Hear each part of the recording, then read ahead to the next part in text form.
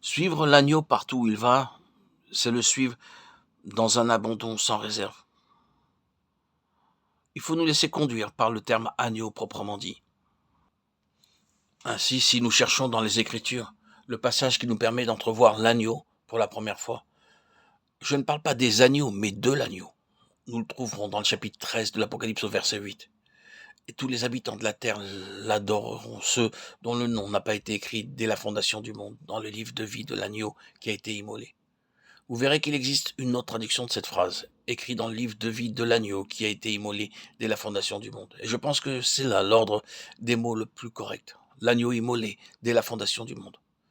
C'est effectivement dans ce passage que nous avons le premier aperçu de Christ en tant qu'agneau immolé dès la fondation du monde. Quelle déclaration remarquable. Sans doute, savez-vous que ce terme de fondation pourrait se traduire plus littéralement par poser les assises du monde, c'est-à-dire établir tout le plan de la création. On parle de faire un plan, un schéma, de former un projet. Et quand Dieu a procédé à ce moment-là, au plan et à l'agencement de la création, l'agneau a été immolé en intention, ce qui signifie, en premier lieu, que la croix n'est pas une pensée ultérieure. La croix n'a pas été introduite après coup en raison de certains imprévus. La croix existait dans la préscience de Dieu, comme nous le lisons dans Acte 2, verset 23, livré selon le dessein, arrêté selon la préscience de Dieu, livré selon la préscience de Dieu, l'agneau immolé dès la fondation du monde.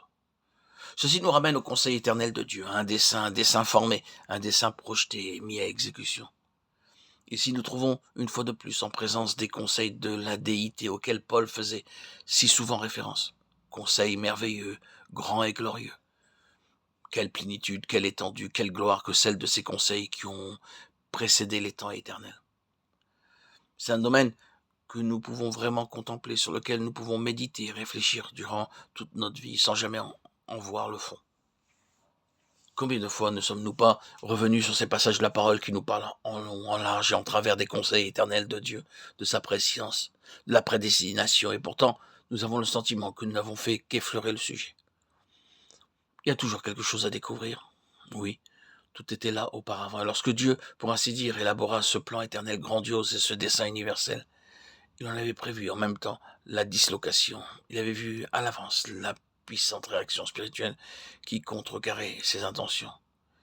Il évalua la situation dans son ensemble, sachant que la nature même de ce dessein devait laisser la porte ouverte à une obéissance, une consécration et une acceptation délibérée.